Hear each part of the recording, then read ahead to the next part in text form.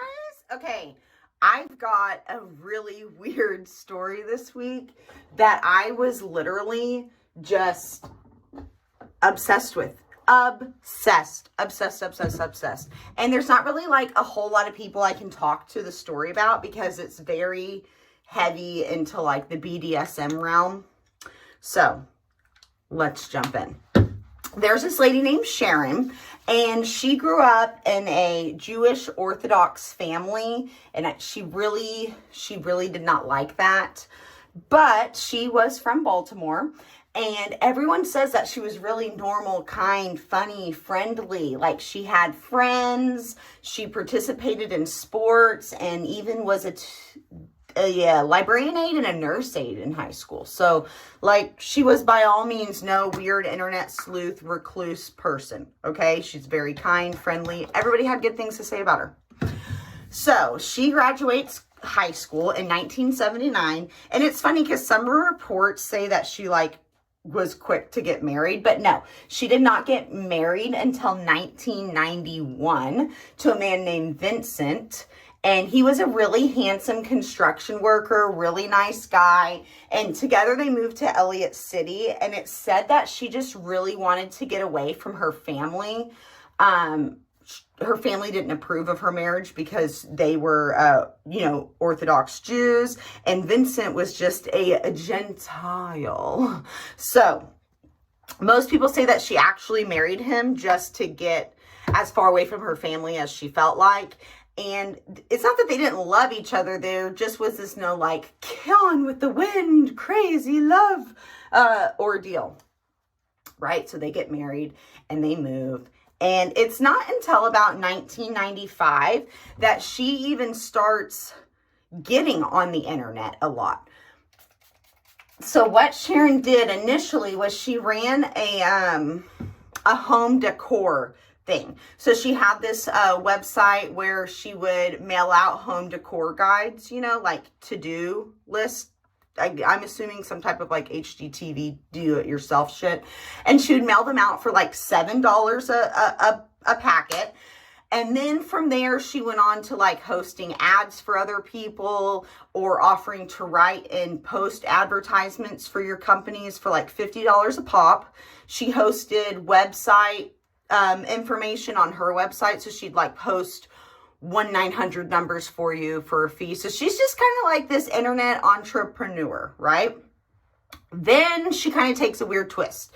So she starts getting into psychic readings. Where's my face stuff? She starts getting into psychic readings. She's trying to sell her underwear and even offering to sell snuff videos.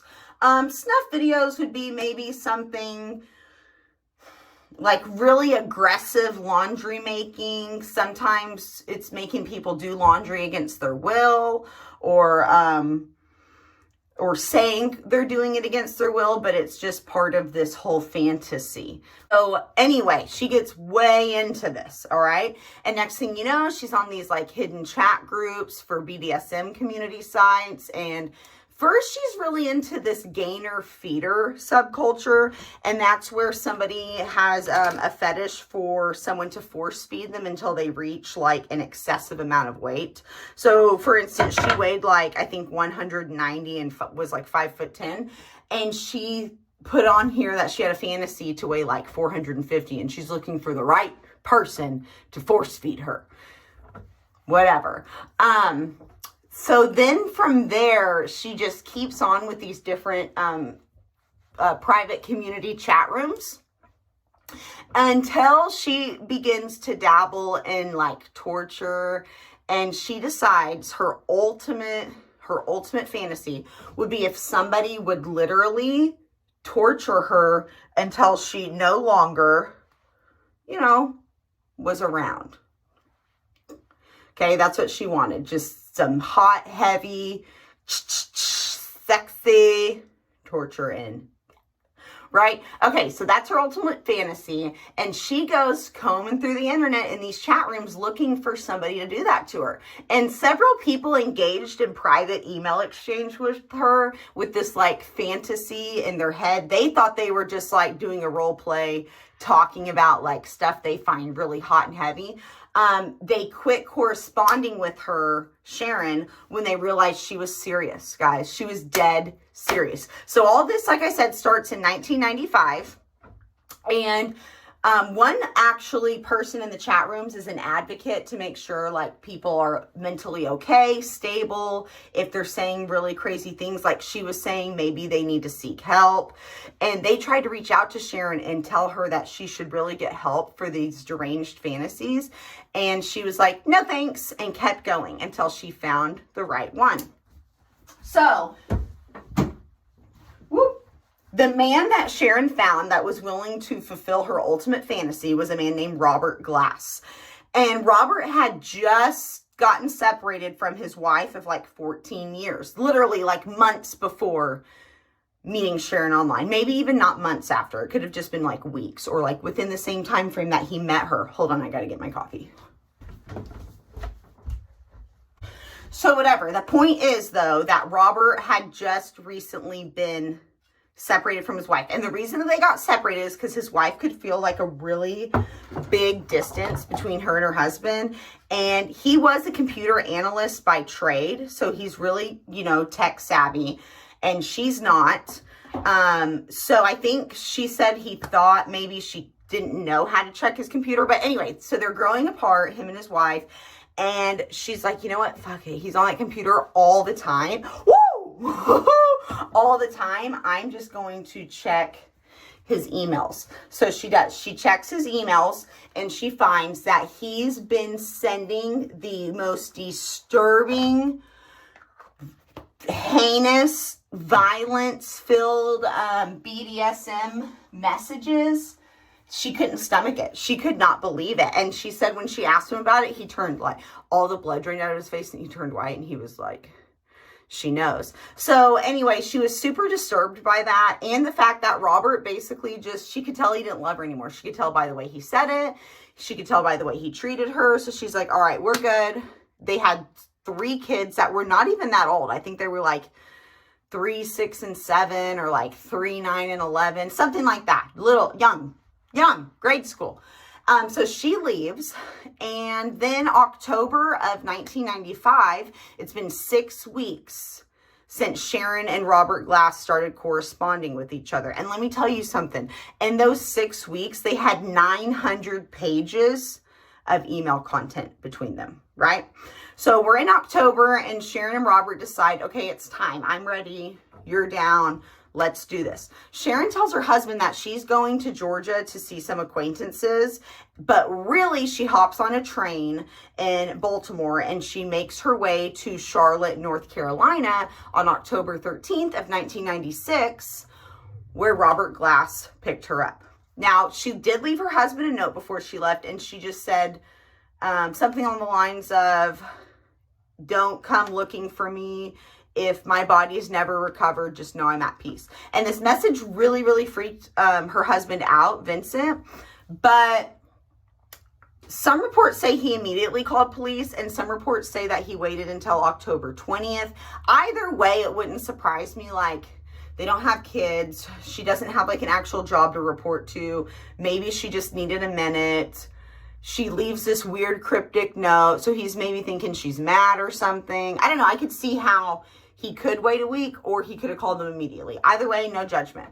So anyway, meanwhile, let's just go ahead and talk about what Sharon did. So Sharon goes to Robert's. It is literally 80 miles outside of Charlotte, North Carolina. And it's like in the sticks. That's like a 2-hour drive.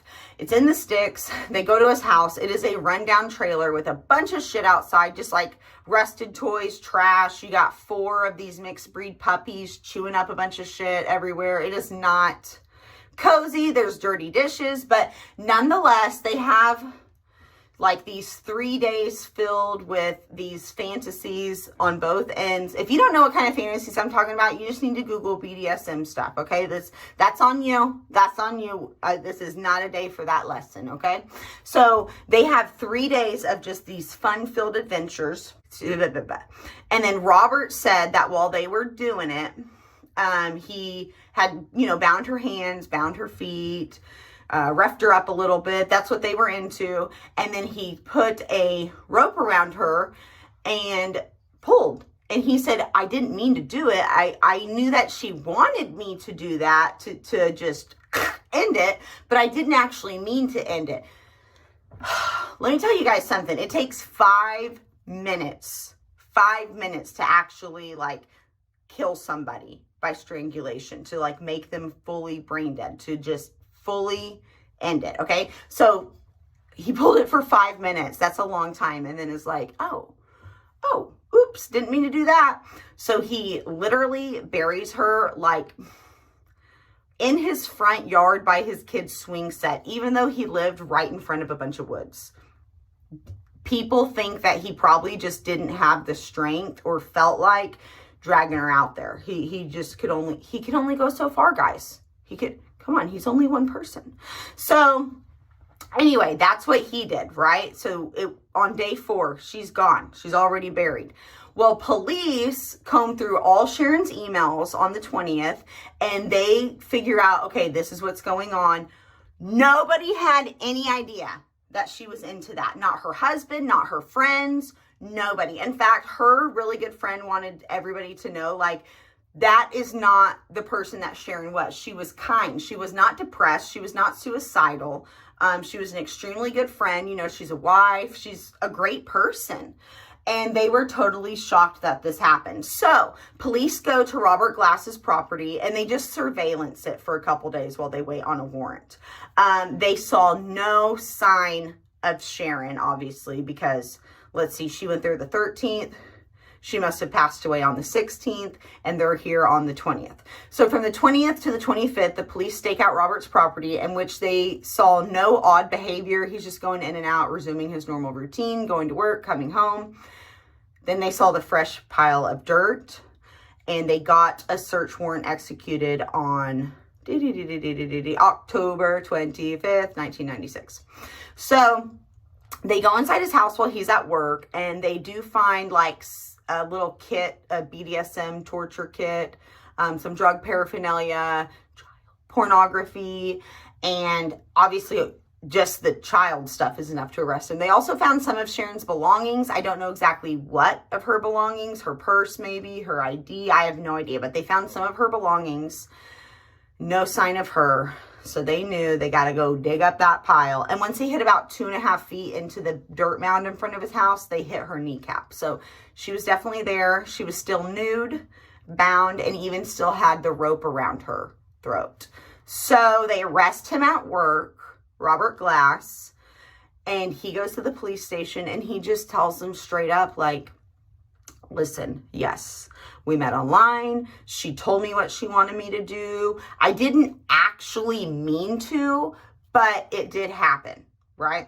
So anyway, he gets charged. He goes to trial. He pleads guilty to like, gosh, I can't remember what exactly. You listen to the podcast. There's way more details in there. This is just me being me. So he anyway gets charged with like voluntary manslaughter, something like that, something like pretty mild. And he only got 6 years total, but after 2 years, he died of a heart attack anyway. So anyway, check it out. It's a doozy. I have thought about this story so much. You'd be so surprised. You'd be so surprised the type of people that are a part of the BDSM community. I mean, this is a computer analyst. Everybody said like he was friendly, he was nice. His wife said she had no idea until she went through his emails. Vincent had no idea what his wife was up to either. Like, oh my gosh, I just can't imagine. I can't imagine. Like, it'd be one thing to just stumble across this already with your spouse being very much alive and well. It'd be another thing to have no idea and then they freaking ask somebody to end it for them that way. Okay, guys, so go check out Storytime Slayer podcast. You can find it on Apple, Spotify. I'm on Amazon. I'm everywhere. Okay? And then definitely subscribe, like, share, follow me on Facebook and Instagram. My Facebook, Storytime Slayer. My Instagram is story_time_slayer. And have a great day.